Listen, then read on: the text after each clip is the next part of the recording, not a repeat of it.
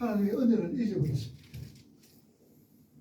그래서 하나님과 모세를 원망합니다. 그에 대한 하나님의 지어가신 분노가 오늘 우리가 11절과 12절 말씀을 우리가 봅니다. 하나님이 얼마나 진노를 하셨는지 이 백성을 썰어버리겠다. 그리고 이 백성 말고 다른 크므로 크고 강한 나라는 내가 이루어가겠다라고 하나님은 말씀을 하지요. 그래서 모세는 그 분노를 멈추게 하기 위해서 중보 기도가 계속 기록되어져 있습니다. 하나님께서 이스라엘 백성들에게 진노를 하신 원인이 뭐예요? 왜 이스라엘 백성들에게 화가 났어요?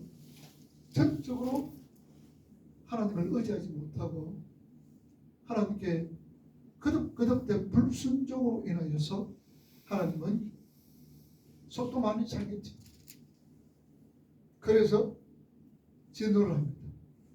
그들은 뿐만 아니라 하나님의 권위 베푸신 그 은혜를 구원마저 부정하는 패역을 하고 있습니다. 그러니 이런 자들은 하나님 앞에 당연히 죽임을 받아야 죽음을 당해야 마땅하다는 거예요. 자, 오늘 우리가 보세요. 우리의 불순종으로 인하여서 사람들의 죄악으로 인하여서 이 죄악이 그저 사라지는 것 아니지요. 그저 이스라엘 백성들의 죄악은 뭐로 통하여서 사함을 받았어요? 뭐로 통하여서? 이스라엘 백성들의 죄 사함은 희생 제사로 통하여서 사함을 받습니다. 희생 제사로 통하여서 사함을 받아요. 자, 그런데 오늘날 우리 사람들의 죄악은 뭐로 통하여 사함을 받아요? 어떤 공로로? 예수 그리스도의 십자가의 공로로 우리는 죄사함을 받는다 그 말입니다. 또 죄사함을 받았네요. 그래서 만일 우리가 우리 죄를 사하시면은 저는 믿으시고 의로우사 우리 죄를 사하시며 모든 불의에서 우리를 깨끗하게 한다라는 말씀이죠. 그러니 하나님의 분노는 백성들의 거듭된 불순종입니다. 오늘날도 마찬가지죠. 하나님의 분노는 우리 인간들의 끊임없는 거듭된 불순종이다 그 말이죠. 이 불순종은 어디에서 비롯됐어요? 아담과 하와로 통하여서 비롯됐습니다. 그렇죠? 그래서 아담과 하와의 불순종으로 인하여서 모든 인간은 정녕 말이라 죽으리라. 아담과 하와의 불순종으로 우리 인생들은 모두가 죽게 되었습니다. 그걸 죄와 허물로 죽었던 너희들이다라는 얘기죠. 자, 그러면은 누군가가 대신 또 누군가가 대표를 해서 우리 인간들을 대표로 하고 대신해서 죽어버리면은 우리는 용서함을 받게 되죠. 그래서 예수님이 이 땅에 오셔서 우리를 대신해서 우리 인간들을 대표로 십자가에 돌아가셨다 그 말입니다. 그러니 구약은 우리가 무엇이냐? 그림이다 그러면 영화의 어떤 장면이나 그러면은 신약은 그 밑에 있는 뭐라 그럴까? 자막이다 그 말입니다. 자막입니다. 그래서 우리는 그 영화를 이렇게 보면서 저거 무슨 조금은 알겠지만 그 자막으로 통해서 우리는 이 내용을 그 그림의 내용, 영화의 내용을 다 파악을 할 수가 있다. 그래서 우리는 이 구약을 보면은 그냥 그 그림이 상징적인 거, 예수 그리스도를 상징하는 모든 어떤 부분들. 그래서 신약이 있습니다. 그것을 자막으로 우리에게 가르쳐 주고 있다 그 말이죠. 그래서 모세가 필연적으로 하나님 앞에 간구를 합니다. 중보 기도를 하죠. 중보 기도를 합니다. 하나님 필사적이고 집요하게 백성들의 죄를 어떻습니까? 용서를 호소하고 있다. 자, 중보 기도. 그래서 모세는 예수 그리스도를 많은 게 예표하고 있다. 우리의 중보자는 오직 누구예요? 예수 그리스도밖에 없습니다. 어떤 사람도 될 수가 없는 거예요. 우리의 중보자는 예수 그리스도 한 분밖에 없다라는 사실입니다. 그래서 모세의 기도가 기도하죠. 그랬더니 하나님께서 그 뜻을 결국은 돌이키시는 거예요. 자, 모세의 기도의 특징이 우리가 한번 살펴보면 무엇이냐? 하나님 언약, 하나님과의 어떤 약속, 그 약속을 근거로 해서 하나님께서 우리가 뭐 언약했지 않습니까? 약속했지 않습니까? 그러니 하나님 그 언약을 성취할 수 있는 그 하나님 아니십니까? 그래서 여러분들 보세요. 하나님 다 쓸어버리겠다. 그럴 때에 모세가 뭐라 그랬습니까? 하나님 능력으로 이 땅에 이끌고 구름기둥 불기둥으로 이렇게 하나님께서 이끌어 가셔가지고 가나안 땅으로 하나님 인도하시려고 그랬지 않습니까? 그런데 여기서 죽여버리면 뭐라고 어떻게 하겠어? 하나님이 능력이 없어서 죽였다 그러지 않겠습니까? 그러면서 하나님의 언약, 그 언약의 성취, 그것을 위하여서 모세는 하나님 앞에 간절히 기도했던 것을 우리가 볼 수가 있습니다. 자, 그렇다면 오늘 우리가 이 기도의 내용을 보면 우리는 뭘 잡고 기도를 해야 하느냐? 뭘 근거로 해서 기도해야 되느냐? 하나님의 언약, 하나님의 약속을 근거로 해서 기도하셔야 돼요. 그 말이에요. 우리가 어떤 자녀들도 그렇잖아요. 자녀들이 부모에게 그냥 또 엄마에게 뭐 욕을 합니다. 부모에게 욕을 합니다. 그런데 무슨 욕을 하느냐? 어떻게 하느냐? 약속했던 거. 그저께 얼마 전에 나한테 주려고 그렇게 얘기했지 않습니까? 엄마 주세요. 아빠 주세요. 그러면은 꼼짝없이 우리가 줄 수밖에 없다라는 얘기죠. 그래서 우리 기도도 이 하나님의 약속을 부여잡고 하나님의 언약 성취를 위해서 간구할 때에 하나님께서 꼼짝을 못하는 거예요. 그래서 오늘 여러분 보세요. 모세가 하나님 앞에 기도했을 때에 13절을 보세요. 12절을 보니까 하나님 뭐라 그랬어요? 내가 전염병으로 그들을 쳤사매라고 내가 그들보다 크고 강한 나라를 이루게 하리라. 이루겠다. 그랬더니 이제 모세가 지금 큰일 났어요. 기도합니다. 모세가 여호와께 여짜오되 애굽 중에서 주의 능력으로 이 백성을 인도하여 내셨거늘 그리하시면 그들이 듣고 계속 이 땅 주님께 전하리이다. 주 여호와께서 이 백성 중에 계시며 그들을 들었으니 주 여호와께서 대면하여 보시며 주의 무릎이 그들에게서 섰으며 주께서 낮에는 기둥 가운데서 밤에는 기둥 가운데서 그들 앞에 행하시는 것이나이다. 15절 이제 주께서 이 백성을 하나같이 죽이시며 주의 백성을 여러 나라가 뭐라 이르기를 뭐라 그럽니까? 16절 여호와가 이 백성에게 주기로 맹세한 땅에 인도할 뭐가 없어가 능력이 없으므로 광야에서 죽었다. 죽었다 합니다. 그러면 이제 기도하는 17절을 보시죠. 이제 구하오나니 이미 말씀하신 대로 주의 큰 능력을 나타내옵소서 이르시기를 여호와는 노하기를 더디하시고 대지하시고 인자가 많아 죄악감으로 사하시나 형벌 받는 자를 결박하고 사하지 아니하고 아버지의 죄악을 자식에게 갚아 삼사를 이르게 하리게다 하겠습니다. 그러니 주의 인자의 광대하심을 따라 좀 용서해 주세요.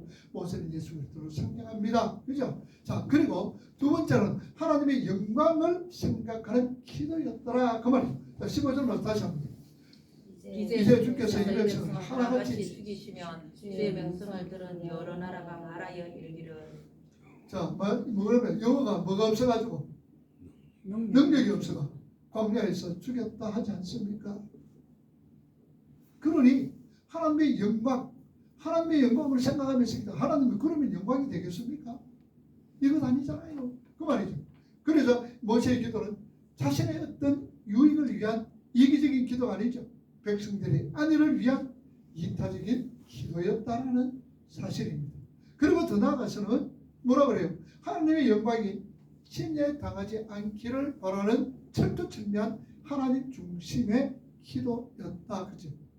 다 죽여버리면 사람들은 뭐라 그래요? 하나님의 능력이 없어서 하나님 능력이 없어서 죽였다라고 그렇게 그러지 않습니까? 그러면 하나님의 영광 가리지 않습니까? 그러니 모세가 하나님 앞에 기도하는 거예요. 이렇게 하나님의 영광이 침해지지 않도록 그렇게 하나님 중심적으로 기도를 합니다. 자, 그리고 모세의 기도의 특징은 18절과 19절 보니까 뭐라 그럽니까? 여호와는 노하기를 더디하시고 인자가 많아 죄악과 허물을 사하시나. 자, 여기서 보니까 노하기를 더디하고 인자가 많아 허물과 죄악을 사하신다. 그러니까 형벌 받는 자들은 어떻습니까? 결단코 하나님께서 사하지 아니한다. 그러니 여기서 하나님의 자비로우심과 하나님의 공의로우심, 하나님의 성품에 의거해서 근거해서 모세는 기도하고 있는 거예요. 그런데 특별히 하나님의 그 성품 중에서 모세는 하나님의 뭐에 호소를 하고 있는 거예요. 하나님의 뭐에? 인자하심, 하나님의 자비로우심이죠.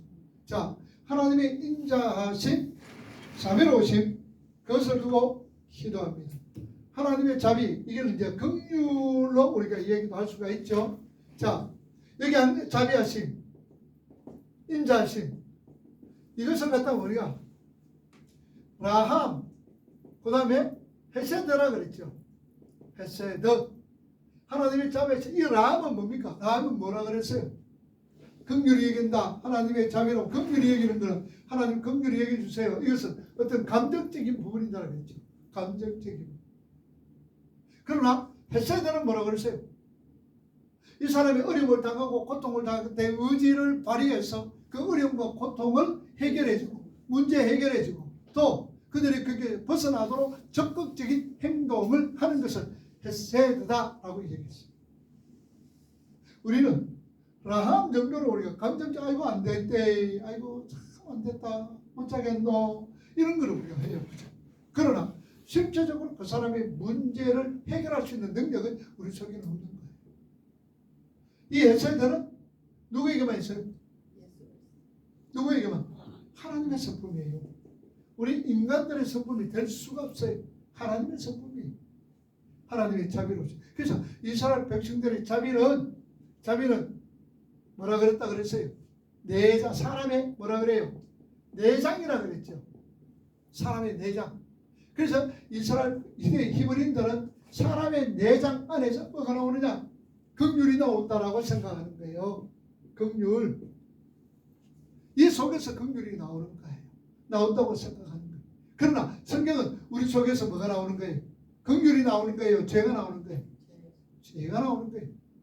자, 그리고 자비, 이 라함, 이 자비로운 이 말은 또 뭐라 그랬어요? 어머니의 자궁이라 그랬잖아요.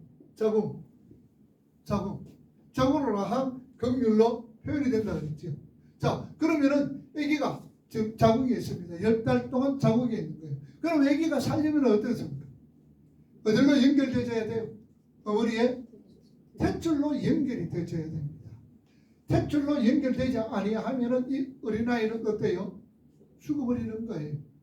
자, 이걸 우리에게 뭘 얘기하느냐? 우리는 자궁 안에 있는 뭐예요?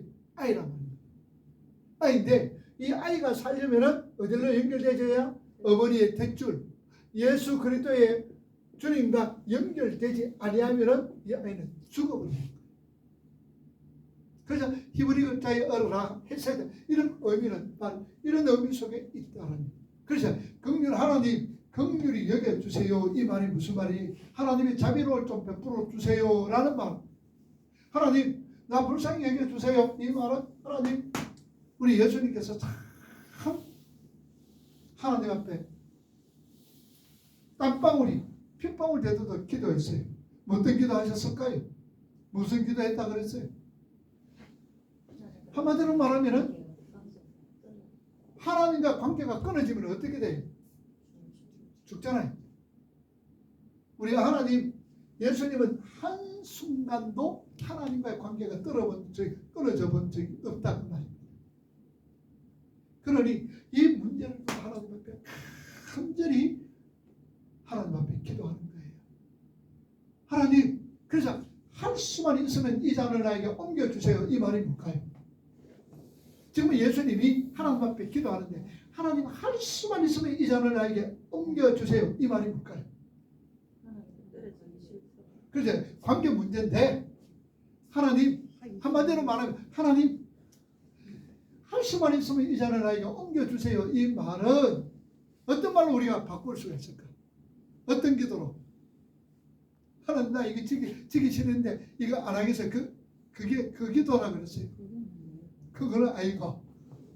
자, 우리가 하나님 할 수만 있으면 이 잔을 나에게 옮겨주세요. 이 말은 우리가 지금 뭘 지금 공부하고 있는 거예요? 지금 하나님이 지금 뭐에 대해서 지금 공부하고 있는 거예요? 자비, 헬센트잖아요. 그러니까 예수님 기도가 뭐겠어요? 하나님 할 수만 있으면 나에게 이 자를 옮겨주세요. 이 말을 다른 말로 바꾸면 뭐랄까요? 하나님 나를 긍휼히 여겨주세요. 그만. 하나님 나 좀 긍휼히 여겨주세요. 긍휼히 여겨주세요. 우리 예수님의 간구가 바로 그거다. 그래서 나는 왜 하나님과 관계가 떨어지면 안 되잖아요. 관계가 아기가 어머니 태축과 관계가 없어져 버리면 죽음이잖아요. 그래서 예수님께서는 몸부림치시는 거예요. 하나님 나 좀 긍휼히 여겨주세요. 근데 하나님은 어때요? 하나님의 성품은 사랑이잖아요. 헤세드잖아요. 만약에 하나님이 그래 알았다 그리고 예수님께 자비를 베풀었다면 어떻게 됐을까요? 그 결과가 어떻게 됐을까? 예? 우리는 지옥 가야 되죠. 우리는 지옥 가야 돼. 자, 그래서 하나님께서는 어쩔 수가 없는 거예요. 하나님의 자비로우심, 하나님의 공의가 예수는 죽이고 누구를 살리는 거예요? 우리를 살리는 거예요.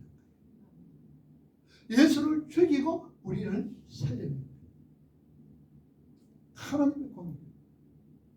그래서 모세는 지금 그걸 지금 하나님 앞에 기도하는 거예요. 하나님의 자비로우심, 하나님의 긍휼하심에 호소합니다. 그래서 우리는 하나님의 자비로우심이 없으면 하나님 앞에 우리 인생을 아무도 설 수가 없어요. 하나님이 예수 그리스도에게 자비를 베풀어 주시지 않았다라는 얘기죠. 왜? 뭐 때문에? 자비를 베풀면 하나님의 계획이 틀려져 버리잖아요. 자비를 베푼다면 창세전 언약이 파괴가 되어버리는 거예요. 그래서 그럴 수가 없다. 자, 하나님의 긍휼하심이 없다면 우리 하나님 앞에 설 사람은 아무도 없습니다. 로마서 3장을 봅시다. 로마서 3장 10절에서 18절까지.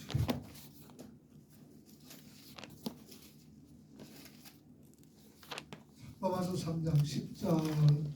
자, 읽어봅니다. 10절. 기록된다. 하나도 없으며 깨닫는 자도 없고 하나님을 찾는 자도 없고 다 지쳐 함께 무익하게 되고 선을 행하는 사람 없나니 하나도 없다.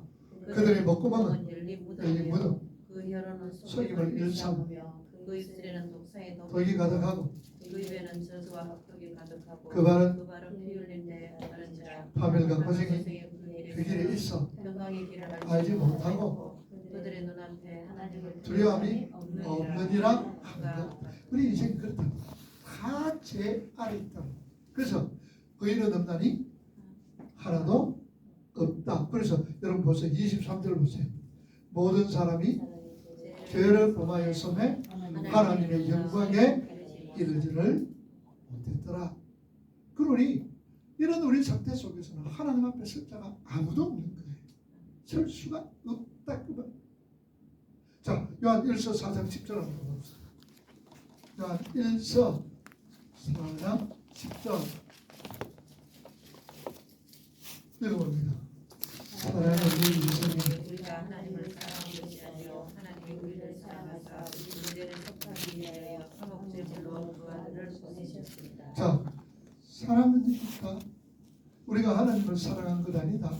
하나님이 우리를 사랑하고 우리 죄를 마기 위해서 속하기 위하여 화목제물로 아들을 우리에게 보내주셨더라. 그래서 타인의 영원한 어떤 구원, 영원 구원, 안녕을 위하여 자신의 생명을 돌보지 않고 드리는 기도의 능력은 역사하는 힘이 큰 거예요. 그래서 우리는 우리의 신앙생활이라는 것은요, 참 쉽게 우리가 지금 우리 신앙생활이 뭐냐?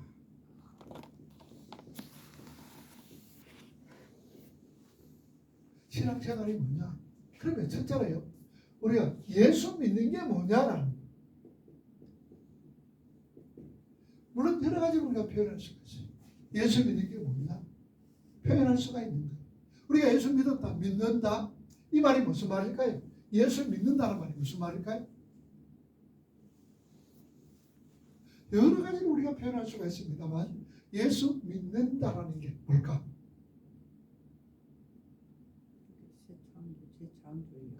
자, 여러 가지로 우리가 표현할 수 있습니다만 예수 믿는다라는 것은 이제까지는 누가 믿었는 거예요? 누구를 의지하고 믿고 따랐어요?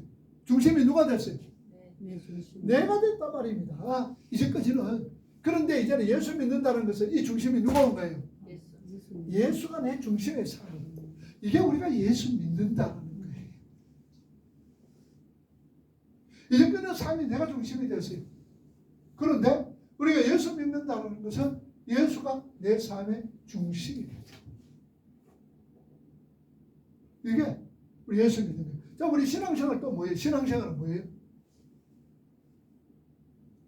여기는 내 중심에서 내 중심으로 살던 나를 믿고 나를 의지하고 내 지식 경험 의지하고 살던 내가 이제는 예수님 중심으로 생각하고 믿고 의지하고 따르는 삶. 그러면 신앙생활은 뭐겠어요? 마찬가지죠. 신앙생활 하기 전에는 전부 다 누구의 유익을 위해서? 내 유익을 위한 생활이단 말입니다. 내 유익을 위한 생활. 그런데 신앙생활은 뭡니까? 누구를 위한? 누구를 위한? 예수 그리스도. 우리가 주님을 위해서 할 수가 있어요. 주님의 생각, 신앙생활은 하나님을 의지하고 믿고 우리가 예수 믿는 거라 그랬죠. 그리고 우리의 신앙생활은 나의 유익이 아니라 이제는 뭡니까? 누구의 유익이에요? 이웃의 유익이죠. 이웃의 유익을 위하여서 살아가는 그 삶이 신앙생활이다 그 말입니다. 그래서 우리 신앙생활은 사랑으로 표현하죠. 누구 사랑? 하나님 사랑. 두 번째는 이웃 사랑이다 말입니다. 이게 우리 신앙생활이에요. 이게 신앙생활이에요. 이웃 사랑, 하나님 사랑, 이웃 사랑 해나가는 게 신앙생활인 거예요. 자, 그래서 우리는 이렇게 믿는 게 무엇이고 내 중심에서 예수 중심으로 옮겨지는 거예요. 신앙생활이 뭐냐? 내 중심에서 내 자신을 사랑하는 것이 하나님 사랑, 이웃 사랑으로 옮겨지는 삶. 그 삶이 신앙생활이다. 이해가 돼요? 쉽죠? 그래서 하나님 사랑, 이웃 사랑은 뭐라고 했어? 선지자요. 율법이요. 온 율법이요. 선지자의 강령이다. 그러니까 이것을 이해해야 돼요. 그래서 다른 사람보다도 내 유익보다도 이웃의 유익을 위하여서 이렇게 기도하고 살아가는 살 때에 기도할 때에 그 능력이 나타나는 거예요. 자, 그래서 야고보 5장 보세요. 야고보서 5장 14절 16절까지 14절 너희 중에 병명자가 있느냐 청하며 그들은 주의 이름으로 기도하며 그를 위하여 기도할 것이라. 믿음의 기도는 병든 자는 고난이니 주께서 그를 일으키시리라. 혹시 죄를 범하였을지라도 사하심을 받으라. 교회 장로가 누구라 그랬어요? 네? 교회 장로가 누구예요? 꼭 뭐 목사 장로예요? 네? 교인들이라고 했잖아요. 함께 우리가 합심해서 기도하면 교회 장로를 정하여서 교인들을 정하여서 하나님의 지체들을 정하여서 이렇게 그들은 주의 이름으로 기름을 바라고 그를 위해서 기도한다. 믿음의 기도는 병든 자를 뭐 한다 그랬어요? 여기 뭐 믿음의 기도는 병든 자를 치료할 것이라고 했는데 왜 구원하리 이렇게 했어요? 그렇잖아요. 우리가 믿음의 기도는 병든 자를 뭐 한다? 병든 자 있으면 뭐 하면 치료해야 되잖아요. 치료. 그런데 구원하리니 주께서 그를 마시라 일으키시리라. 혹시 죄를 범하였을지라도 사하심을 얻는다. 병든 자. 자, 그러므로 16절 보세요. 너희 죄를 서로 고백하며 병이 낫기를 위하여 서로 기도하라. 의인의 강도 역사는 힘이 크며 너희들은 서로 고백하고 병이 낫기를 위하여 서로 기도하라. 의인의 기도는 간구하는 힘이 간구하는 역사하는 힘이 크다. 그래서 믿음의 기도는 병든 자를 구원한다. 자, 이 말이 무슨 말이냐? 믿음의 기도는 병든 자를 구원한다. 병든 자를 고친다가 아니고 병든 자를 구원하고, 그 다음에 죄를 고백할 때 병이 낫기를 위해서 서로 기도하면은 의인이 기도하는 것은 역사하는 힘이 크다. 자, 여기서 왜 구원이 나오느냐? 여기서 왜 구원이 나오느냐? 여기서 우리가 이 말씀 속에서 왜 구원이 나오느냐? 병든 자, 서로 죄를 고백하라. 그래서 병든 자를 구원한다. 믿음의 기도는. 자, 믿음의 기도는 어떤 기도입니까?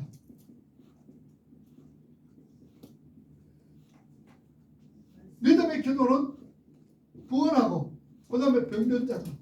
자, 그러면은 우리가 기도할 때에 병이 들면은 어떻습니까? 아프고, 그 다음에는 그 병이 중하면은 죽지요. 그러니 믿음의 기도는 구원한다. 그 다음에 병든 자 낫게 한다. 그러면 우리가 믿음의 기도는 첫 번째는 어디가 중점이 되어야 된다. 영이에요, 육이? 영이지요. 영. 믿음의 기도는 영적인 부분들이 먼저 우선이다. 육신적인 게 아니고. 그래서 병낫기는 서로 뭐라 왜 죄를 고백해요?